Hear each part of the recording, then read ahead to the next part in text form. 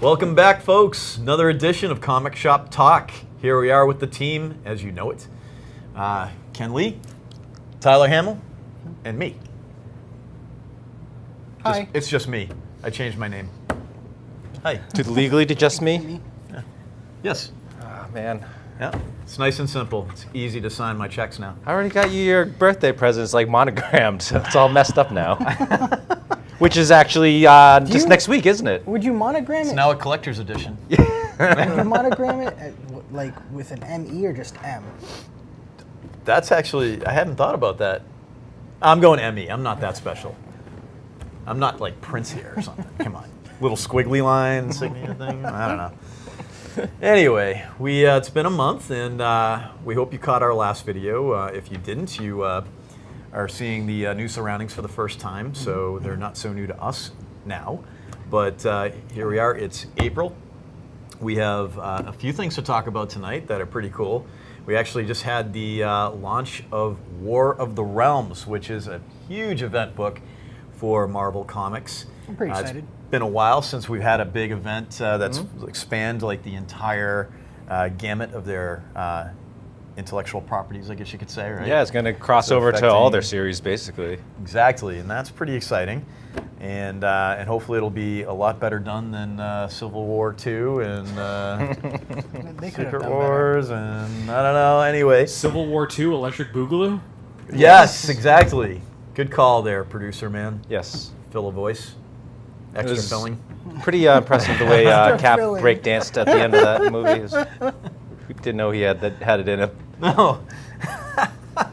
So we're gonna let our comic lead man kind of introduce us to this little book of goodness here. Yeah, well, it's not that little. Actually, pretty thick, hefty first issue. This was a pretty solid-sized read.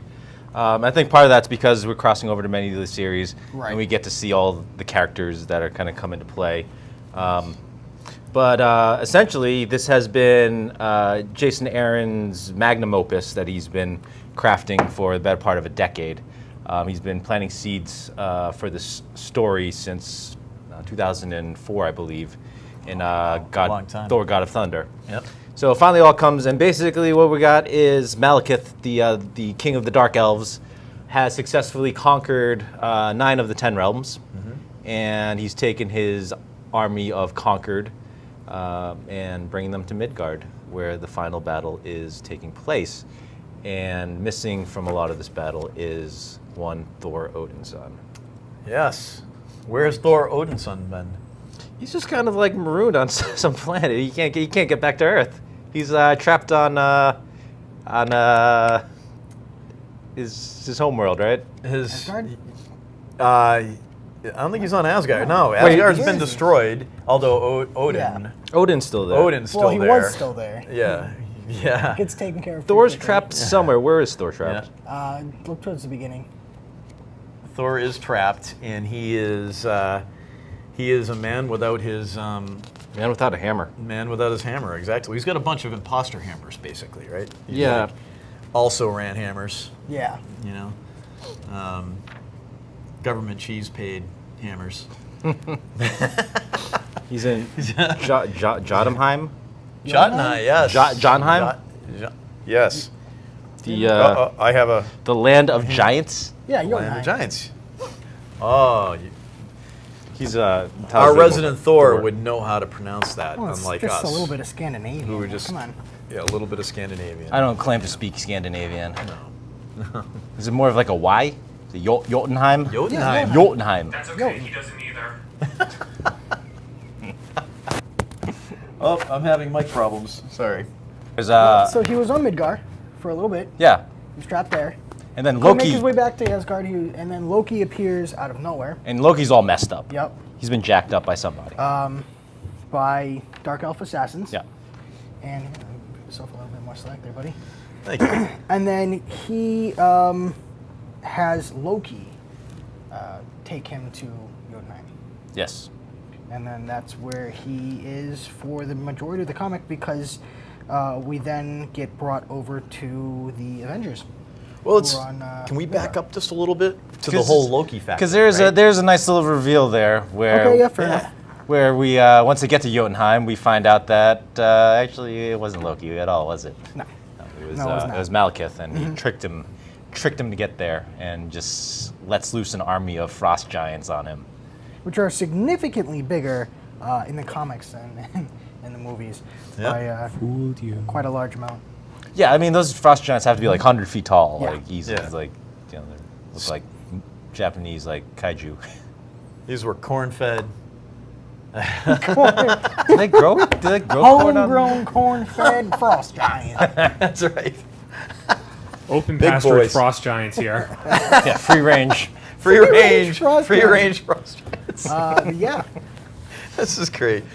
So So he gets trapped on Jotunheim yeah, by Malekith, who then returns to Midgar and begins laying siege. For those of you who don't know what Midgar is, it's Earth. It's our Earth. realm. Yes. Midgard is Earth. It's kind of like Earth. It's kind of like the center of all the Yeah. the 10 realms, Yeah. isn't it? Like all the other realms are kind of dependent on Earth, which is why he's kind of the last one to fall. Right.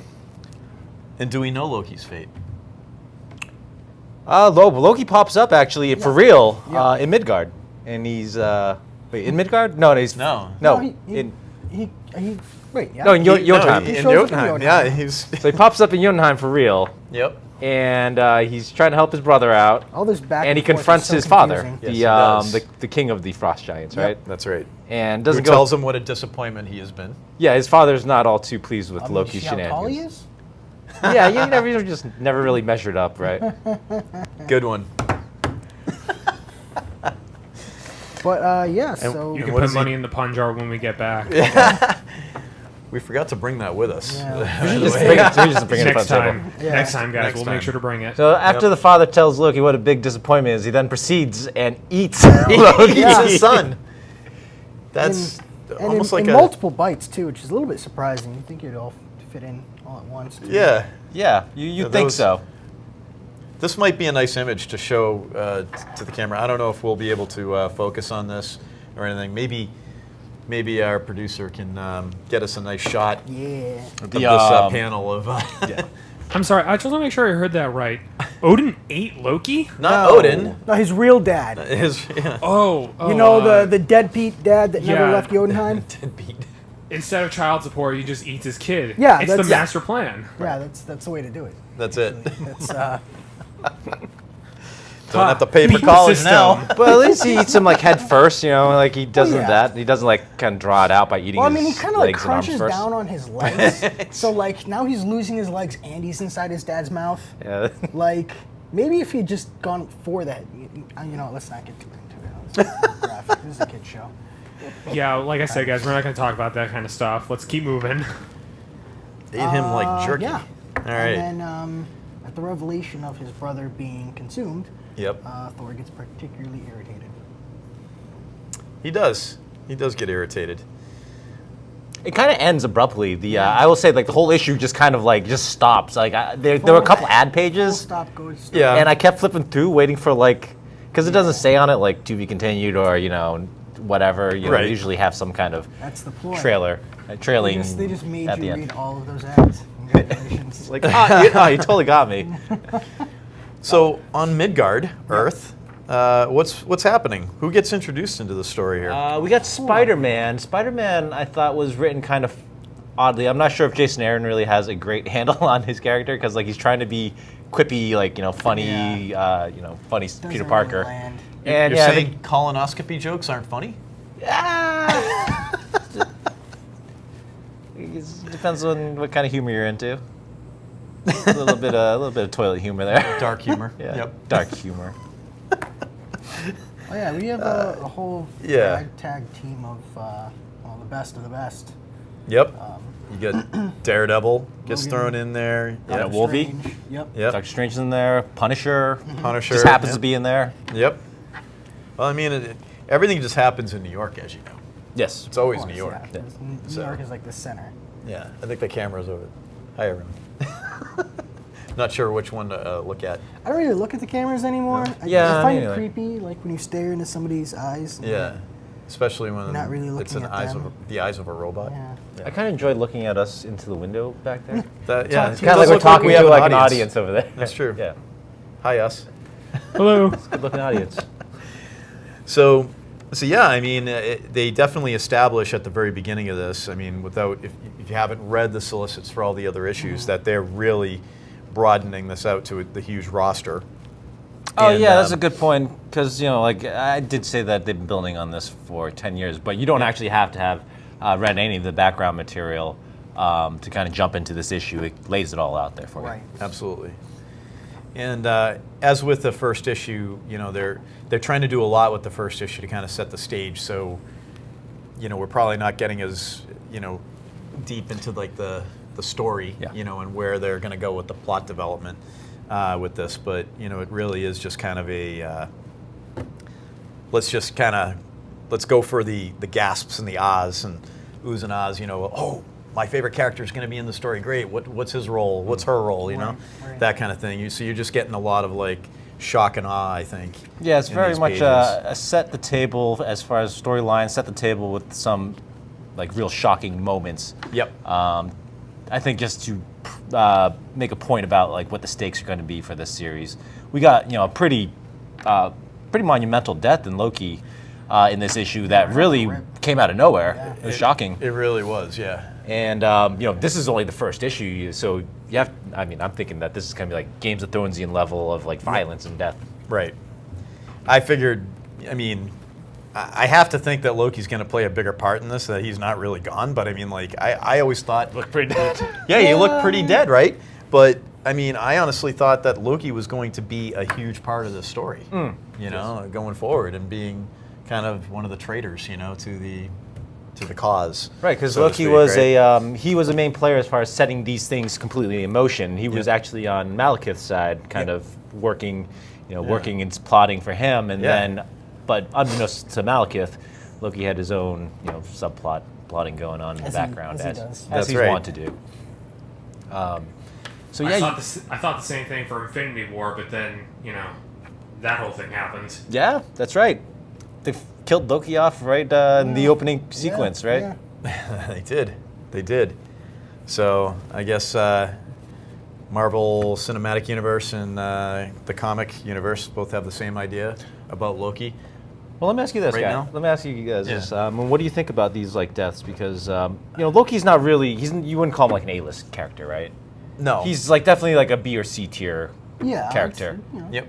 I mean, do you find his death like? Did you find it that impactful? Did that like actually pull any weight for you? Like for me, it was more of like a shock value. Be like, Yeah. oh wow, you just killed off like one of the people that I thought was going to be a main player in this saga, and they took him off the board immediately. But on an emotional level, as far as like this is a character that I care for and whatever, it didn't really do much for me. No. I think it was actually more the manner in which he went out was probably the more. I think I've seen Loki die so many times at this point that like Yeah.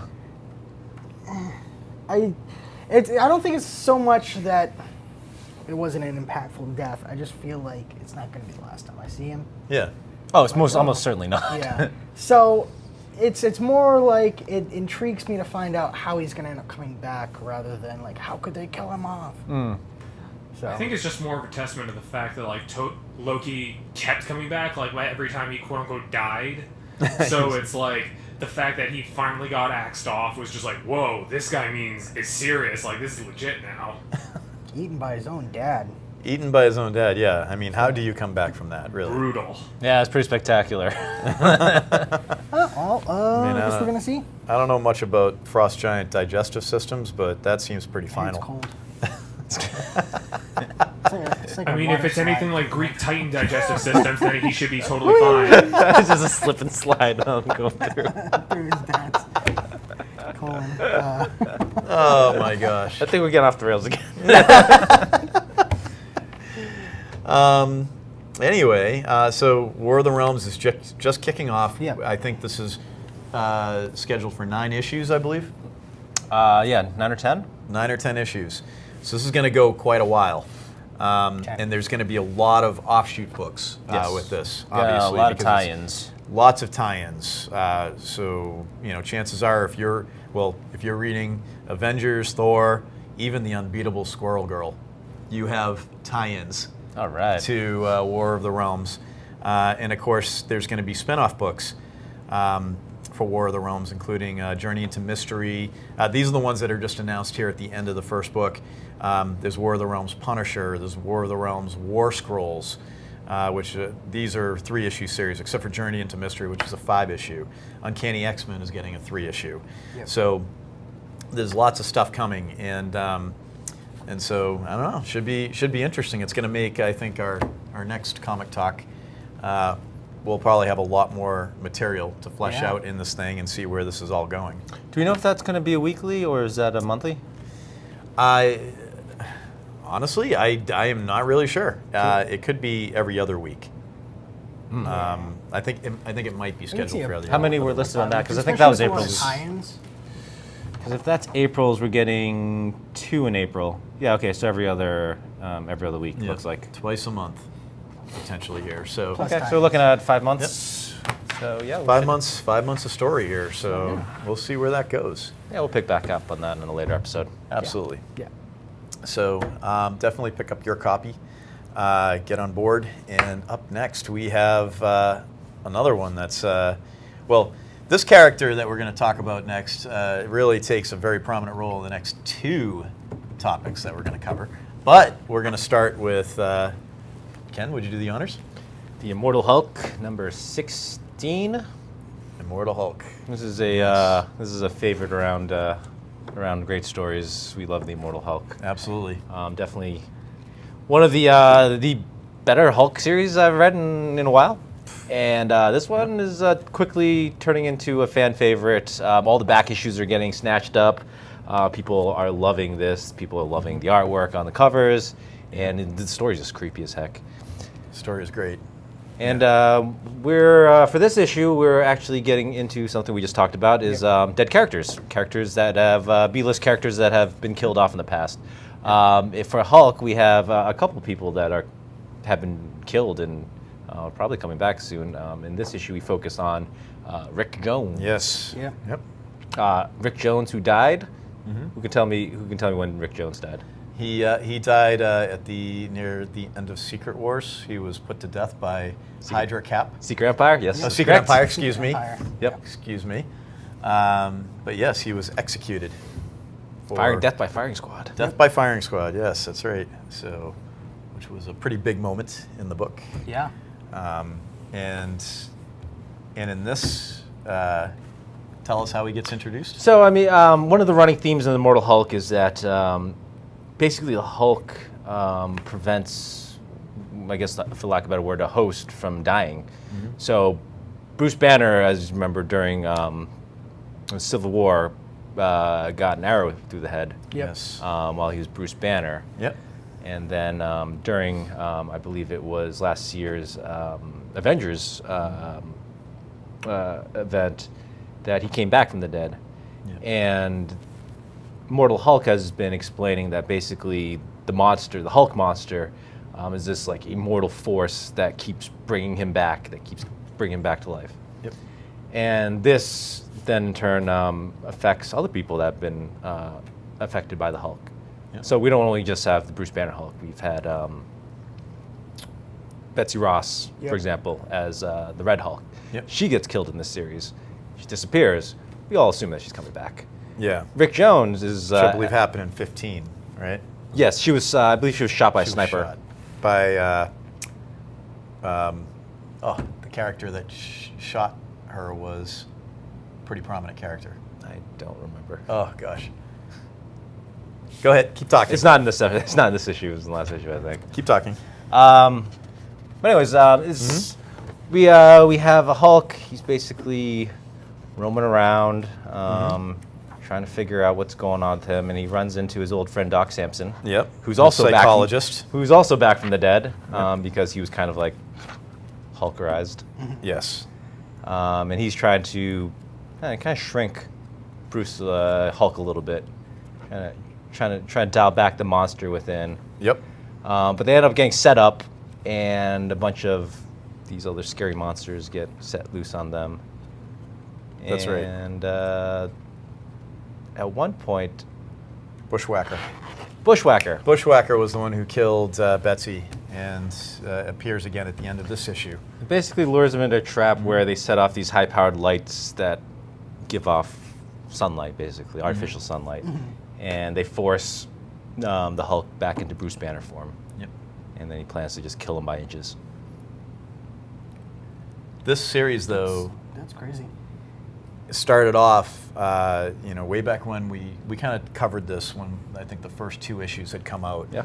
And they really they went for a horror type of feel to the series, posing the Hulk as kind of like a great white shark, almost. Almost. He's You know, like, they're kind of like mixing it with like a bit of like a zombie genre, a bit of a Frankenstein genre. Yep. Right. But he was, at least in the first couple issues, not seen so much, just skulking in the background type of thing. And Yeah. And I love the whole interplay about how the Hulk at the night time is the Hulk's time, basically. That's when he comes out. Like that, like you were just saying, actually, the Wolfman. It's almost like a classic Universal monster kind monster of like trope, type yeah. of feel. And that's just been fantastic for this book. And I don't quite remember another time. Not that I've been a heavy Hulk reader throughout the years, but I don't remember another time when the writing has been kind of moved the character towards that.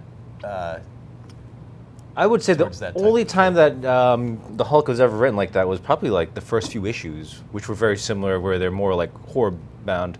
In the early issues of Hulk, it was the same thing. The Hulk turned to Hulk not when he got mad, but when it became nighttime. Yeah. So it had like a horror edge to it, Yeah. and a lot of it was like this mystery of trying to follow this monster that's like appearing around, the country and like causing death and destruction in his wake, and just trying to unravel the mystery behind it. And they play that out in here, where they have a reporter that's trying to like, and by this point everyone knows who the Hulk is, but now there's these reports of Hulk sightings popping up around the country, and there's this reporter that's on his trail that's like picking up the scent and they're saying like, oh, Bruce Banner's back from the dead, when everyone's like, no, Bruce Banner's clearly dead. We all seen him die, watched him get buried. Yep. But comics. So Comics. here he is. He's back. He's back alive. Yep. Rick Jones is back, and Yep. yeah, it's Retcons everywhere. yeah. We all knew like he was coming back, right? And this was back to your point before. I think that it lessens it, right? Because like we knew that when he died in Secret Empire. Well, actually, I'll take that back. When he died in Secret Empire, I thought Rick Jones was like a low-level enough character. So we might not ever see him again. He might actually they might keep that. keep him like permanent, at least for like the long term. Right. But it's only been about a year, right?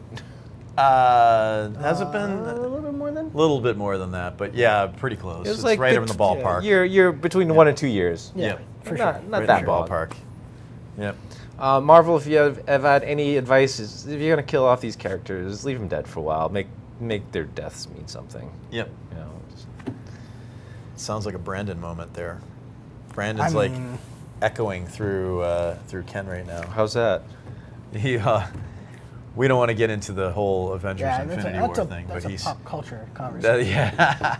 Okay. To be continued in the pop culture section. Yes, exactly. Stay tuned. Stay tuned. That's right. So Wait, do these get aired back to back with pop culture, or are these separate shows? no, they're separate shows actually. I don't know actually on public access TV. I haven't actually watched this on I don't have a on the TV. home television. Oh, you don't? That's right. I Yeah, you do. I basically Liar. have a giant game monitor. Yeah, you have a Like giant giant game screen monitor. that I play video Okay. games Yeah. Fair. on. Fair. At the end of this, so we've been introduced to a lot of the Hulks, and at the end of this, it looks like we're being reintroduced to Joe Fixit, aka Fixit. the Gray Hulk, Yes. the smarter Gray Hulk. That's right. That kind of works as like, I don't know, like a doorman. Yeah, I don't know. That was a little bit of a surprise at the end of that issue. But like all these, like it's very much a homage to Hulk. I like how they're bringing in all the different Hulks. They got the Red Hulk in there. They had Yep. Bushmaster, like you said. They bring in Rick Jones. Yep. Yeah, this has been a fun little Hulk run. It has. It has. Well done, Al Ewing. Well done. So next up, what we got? No Road Home. No Road Home. We're still reading this.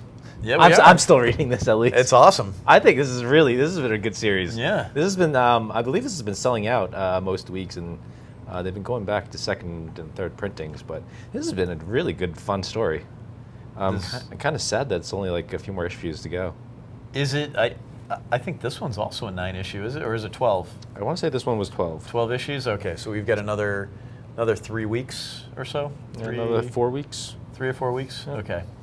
So, yeah, this has been wonderful. We talked about this last time around, but there's been a lot more plot development since then, obviously, with one of those 4 issues released. big plot twists that we revealed on the show last time turned out to be bullcrap.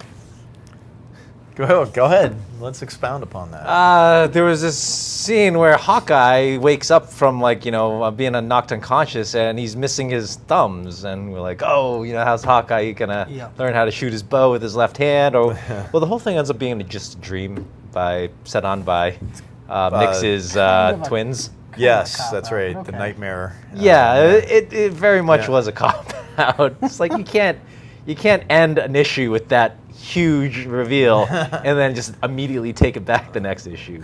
Just kidding. Yeah. Well, you can blame Al Ewing for that one too. Was that his issue? It might have been. I think. I think it was. So. It just felt cheap. That felt like a cheap shock. Yeah, I've had similar qualms with some of the issues. Yeah. Raven, Daughter of Darkness on DC's side did that a couple of times. I was kind of like, it would end with just like something huge, and then the very next issue, it'll just start going on and say, what about this thing? And they're like, no, forget about that. That never happened. Come on. It's like, that was huge. Like it was cutting room floor. I was so excited, and now. I think that was it. That was the thing, is that I was very excited for them to explore this angle of Hawkeye, right? Because he was talking about, like, that whole issue was him being like, how do I operate as an Avenger? Oh, I'm just a normal dude with some arrows and a bow. Yeah. And then all of a sudden he loses his thumbs. Like, holy crap, is he going to be able to carry on with that? And then he's like, no, just kidding. Of course he can. Yeah, of course, because it's his dream. He's fine. It's a bad dream. How about the introduction of Conan into... I have been loving Conan. I was a huge skeptic, thinking like, no, I can't stand... When Marvel brought back Conan, and when Marvel took over Star Wars, like the things that I was most fearful of were these like contrived mishmash stories where they would try to blend the universes together. And I guess me being more of a purist, I'm not into that kind of thing. And maybe a what if issue or whatever, kind of that's okay. But like Guardians of the Galaxy Far, Far Away. Yeah, even that would bother me. But I have to say the way they did it with Conan was it felt very natural actually, and so you had basically Scarlet Witch is sent into another dimension. She's trying to basically, I believe, flee. Yes. The attack by I'm sorry, what's the name? Yeah. Nyx. And Nyx is a backstory. So Nyx has stolen Scarlet Witch's sight. Yes. But she can still sense the power of these crystals. So the MacGuffin in this series are these 3 shards that basically contain Nyx's power. Yep.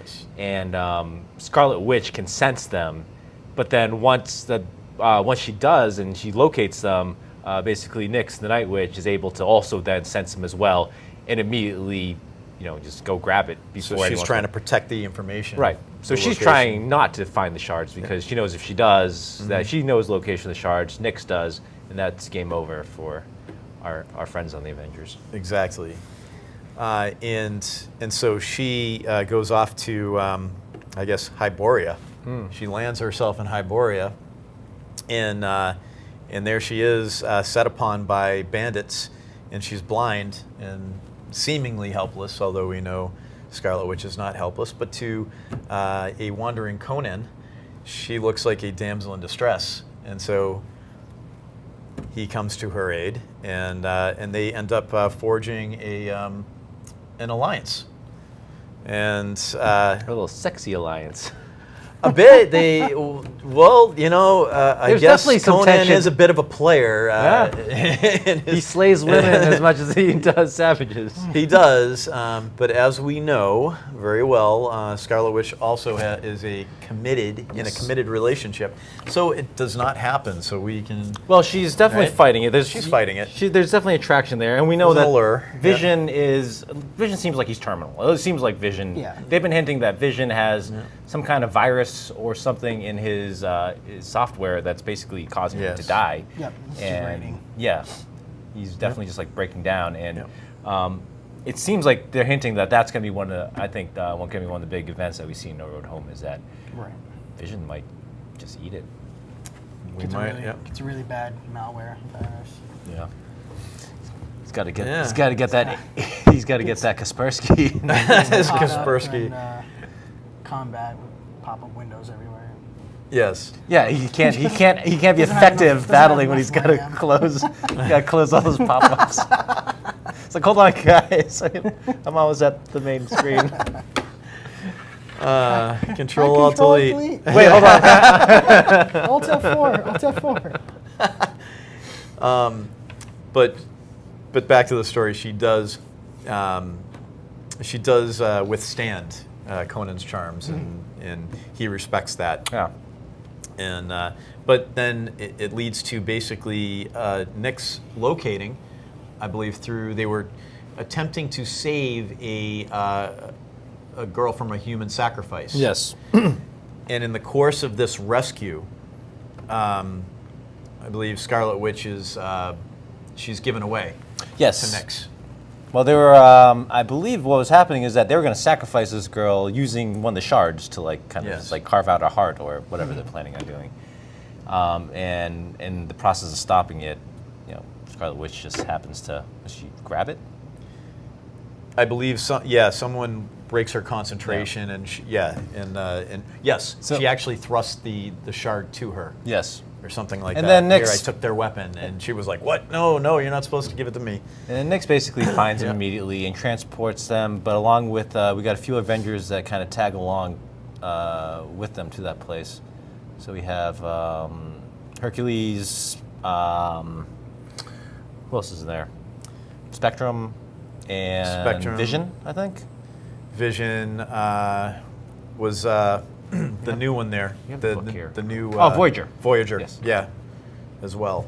Yep. So So they're all in Conan's world at this point. yes, that's Yeah. right. And they're backing up Scarlet Witch and Conan. Yep. And they have a pretty epic battle with Nyx and her little worm offspring. Yeah. Gross. Yeah, it was actually quite the visual battle. It's something to behold on the page.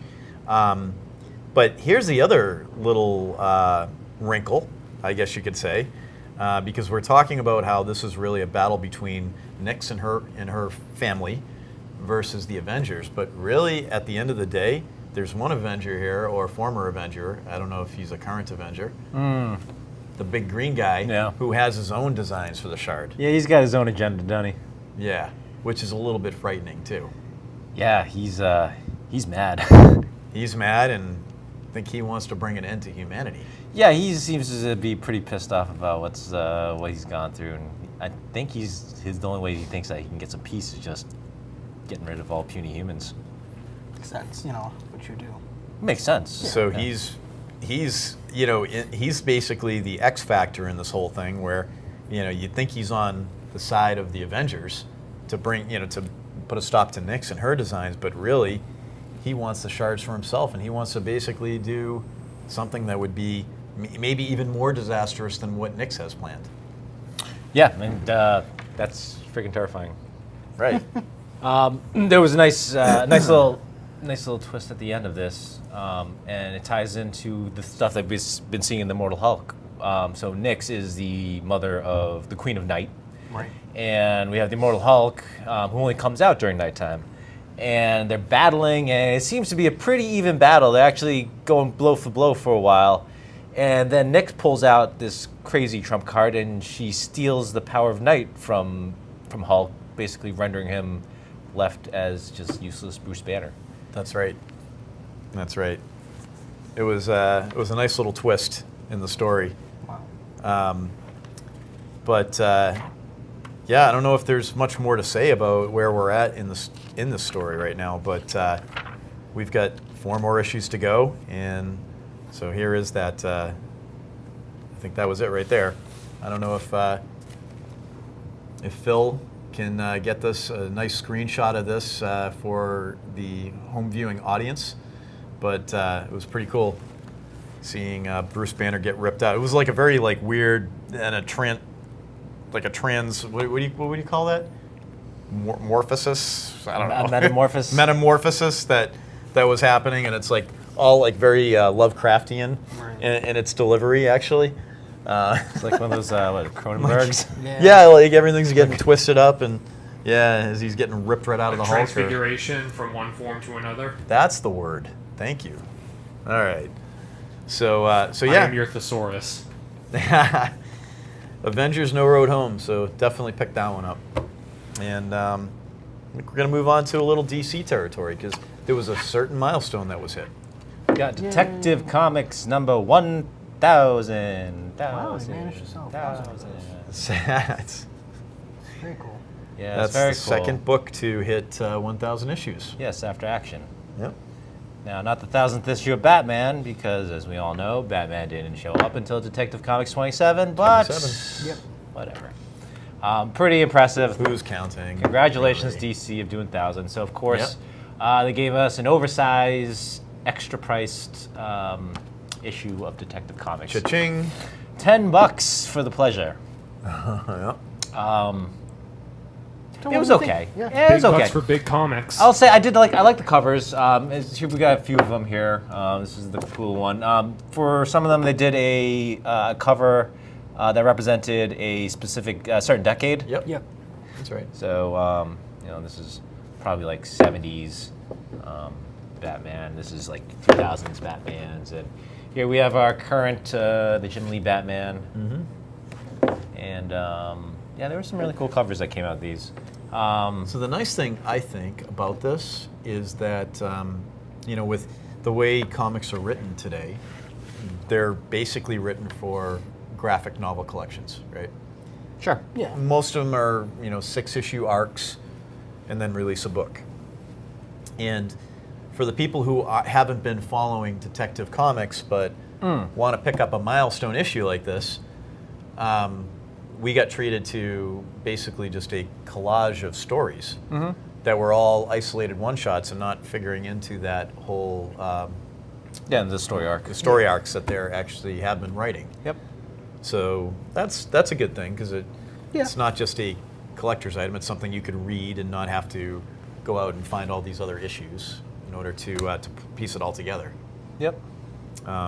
Were there any thoughts from you guys, on any of the stories, or any of the stories of value here? I thought a couple of them were kind of cheeky. Cheeky?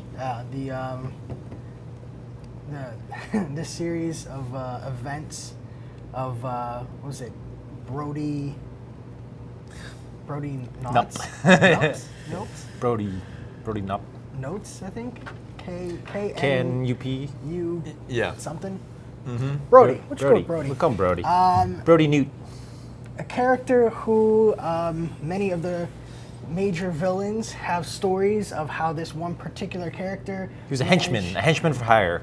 managed to just completely ruin several of their His schemes. Yeah. schemes.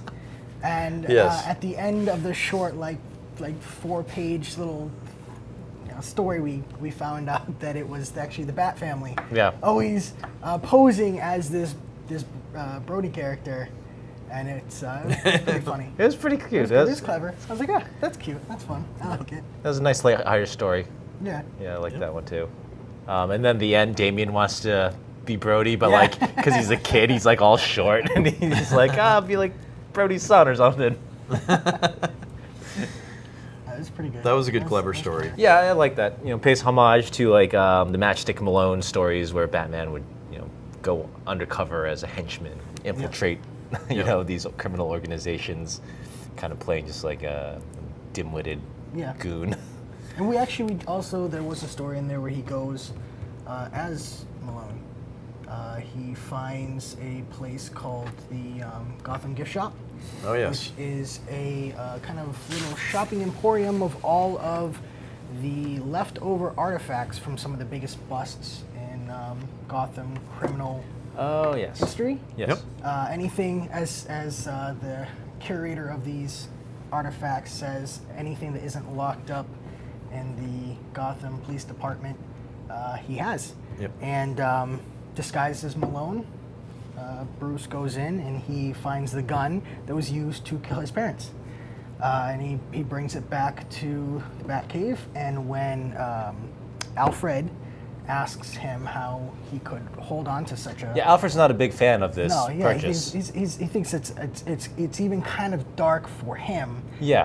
to hold on to this gun as a trophy, and but he's got other plans for this firearm. He ends up melting it down and makes a steel plate with it, which he uses to cover his heart Yep. in his batsuit.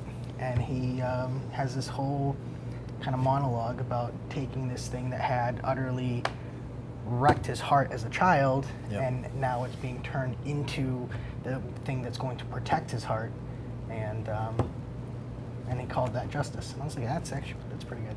Pretty good. Yeah. That was a nice touch. It was nice. Definitely. It was a little corny, but it was nice. Yeah. It was a Kevin Smith story, so it kind of felt right in his wheelhouse. Yeah, that's pretty much.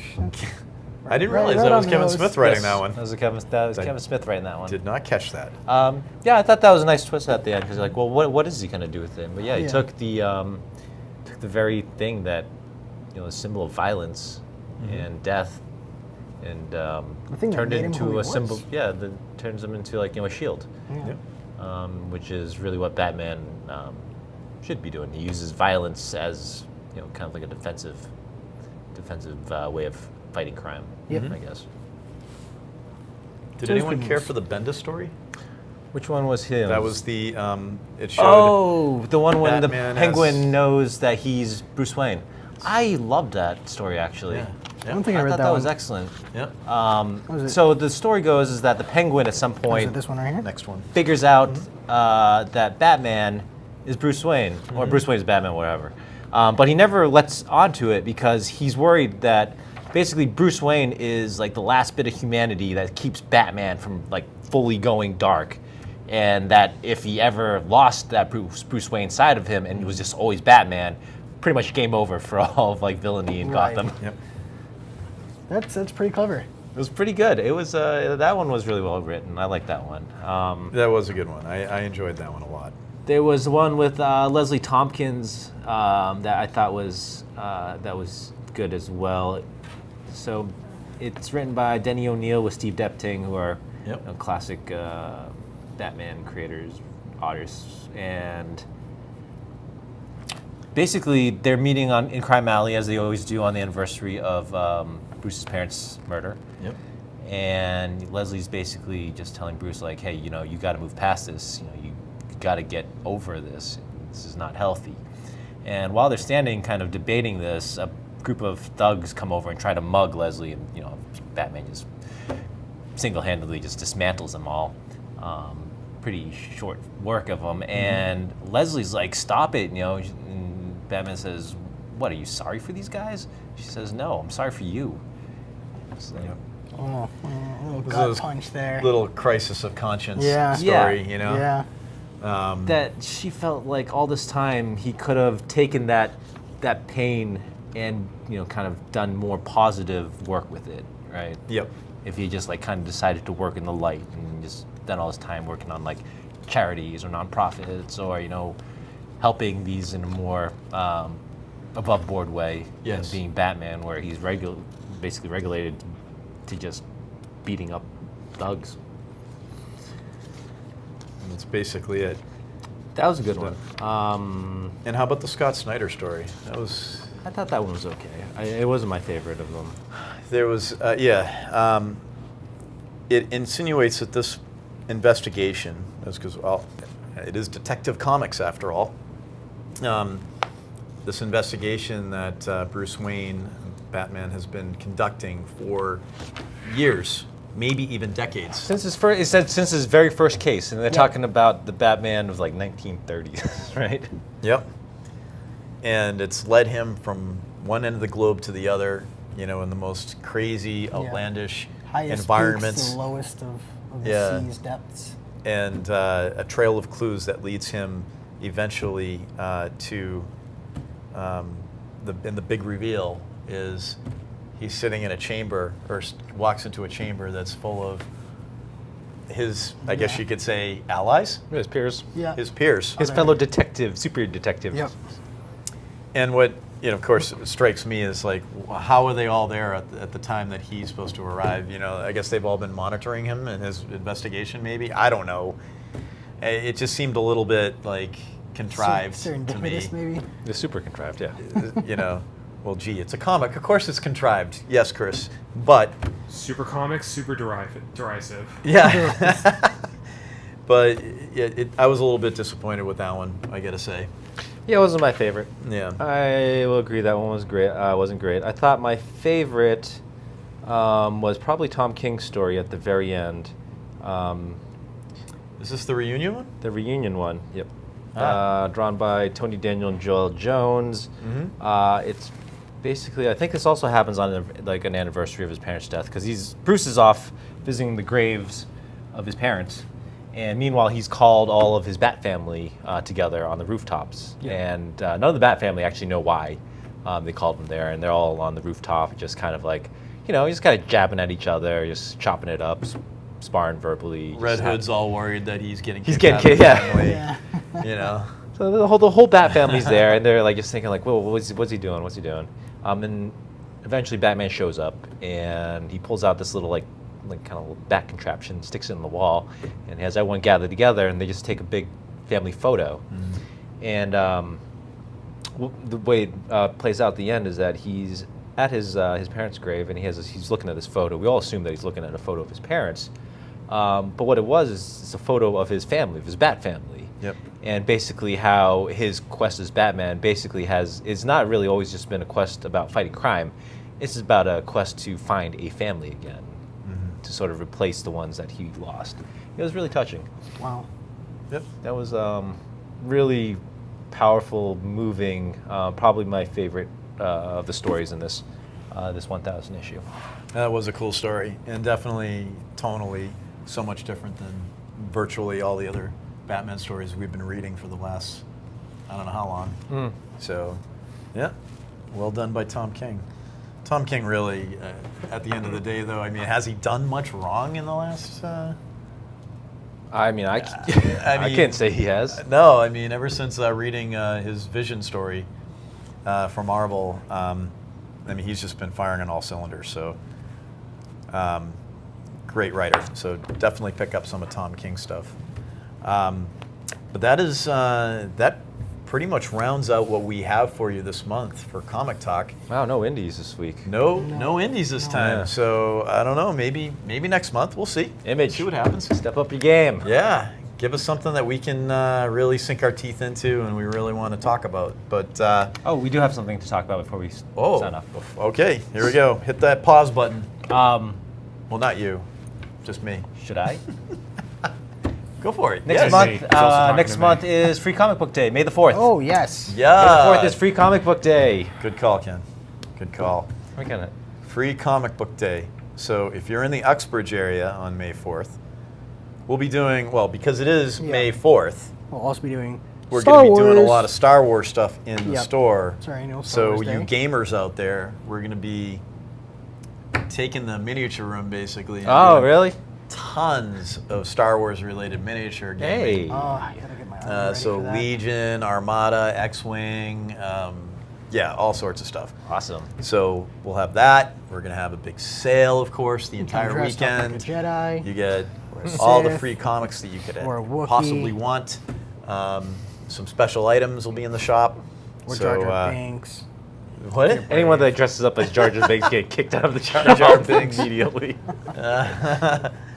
I don't know. I But, think I'd applaud someone brave enough to come in dressed up as Jar Jar Binks or Yeah. Kylo Ren. I would applaud them too until they got their butts kicked out of the job. It's like, oh, hey, hold on. We'll just make sure Brandon's on hand to take care of him. No, Oh, the masks, right? Masks, exactly. Yeah, I don't think he'd do too well. So Saturday, May 4th. So Sorry. definitely come visit us at Great Stories. That'd be a good day at the shop. And it's going to be awesome. So we're looking forward to it. And thank you very much, Ken, for reminding us of that. That's what I'm here for. Very important Yeah. date. Yeah. Are we going to be sharing a lot with the library like we did last year, or is it just going to be in shop this time? Well, since we've moved since then, we will not be doing anything with the library. So Okay, just thought It's- I'd clarify, because last time we had Free Comic Book Day, it was also in conjunction with a book sale going on at the library, so... yeah, logistically that would be. I don't think the Uxbridge Police would be very happy with us. No, probably not. Cutting off traffic on 16 and 122. Fair enough. But at any rate, we'll have our own stuff going on, and it's going to be great. So anyway, we look forward to seeing you, and we thank you for watching the video, and we'll be back again in 30. All right. Take care, guys.